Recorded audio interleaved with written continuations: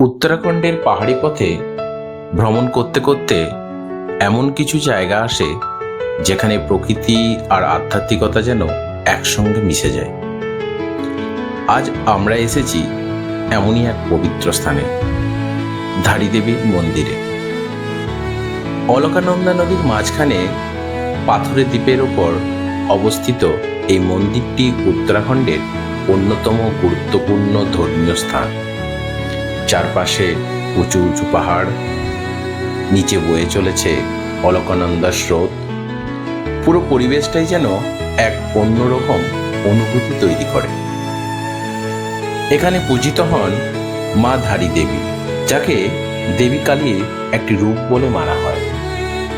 স্থানীয় মানুষের বিশ্বাস, মা ধারী দেবী এই অঞ্চলের রক্ষা করতে। তার আশীর্বাদেই পাহাড় ও উপত্যকার মানুষ নিরাপদে থাকে। মন্দিরটির সঙ্গে জড়িয়ে আছে বহু প্রাচীন কাহিনী ও লোকবিশ্বাস। কথিত আছে দেবীর মূর্তির একটি অংশ এখানে এবং অন্য একটি অংশ কালীমঠে পূজিত হয়। মন্দিরের পৌঁছানোর পথটাও বেশ সুন্দর।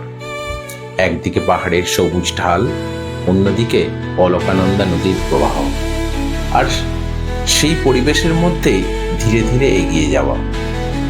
মন্দিরের সামনে দাঁড়ালে পাহাড়ি বাতাস, নদীর শব্দ আর ঘণ্টাধ্বনি মিলেমিশে এক অপূর্ব পরিবেশ তৈরি করে। মনে হয় কিছুক্ষণ পৃথিবীর ব্যস্ততা থেকে দূরে এসে শুধু প্রকৃতির সঙ্গে কথা বলছি।